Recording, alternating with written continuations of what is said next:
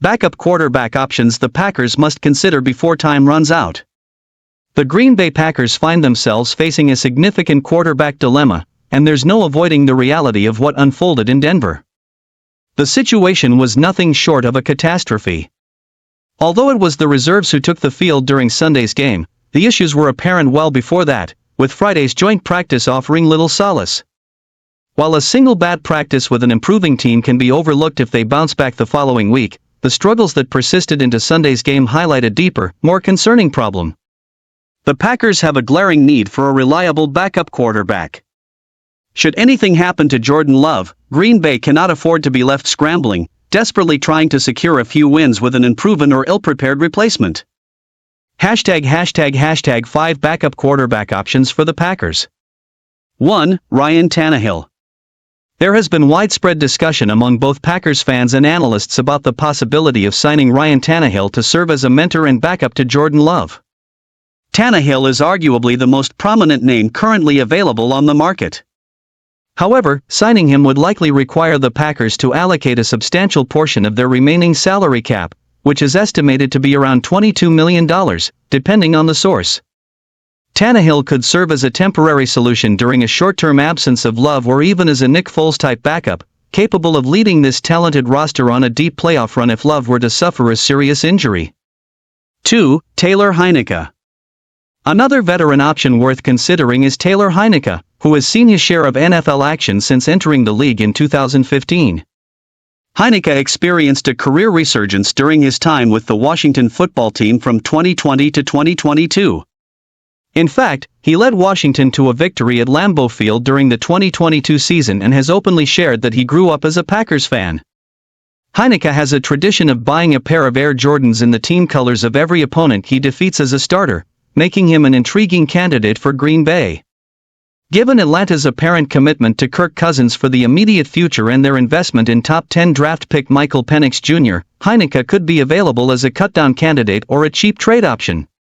During the 2024 preseason, Heinicke has completed 12 of 27 passes for 125 yards, with the bulk of his production coming in Atlanta's Week 2 preseason loss to Baltimore, where he went 8 for 16 with 114 yards. Throughout his career, Heinicke has appeared in 34 games, completing 604 of 966 passes for 6,635 yards, 39 touchdowns, and 28 interceptions. 3. Trevor Siemian. Trevor Siemian is another journeyman quarterback who could potentially fill the backup role for Green Bay. As a seasoned veteran, Siemian could be a cost-effective option on the free agent market. He has proven himself capable of handling long-term responsibilities, as evidenced by his 2016 season with the Denver Broncos, where he started 14 games, throwing for 3,401 yards, 18 touchdowns, and 10 interceptions, leading the team to an 8-6 record during that stretch.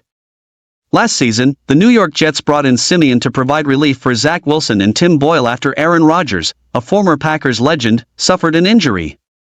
Siemian's performance last year was respectable from a record standpoint, going 2-1 in the 3 games he started. Although he only threw 2 touchdowns to 4 interceptions, it's worth noting that the Jets' season had already taken a nosedive by that point.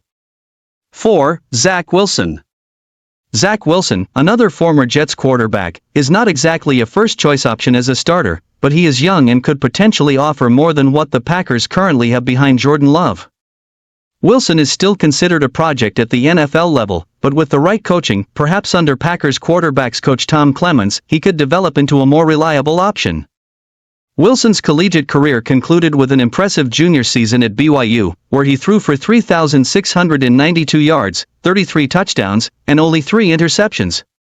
While Wilson still has a considerable way to go before he becomes a productive NFL quarterback, he has shown flashes of potential.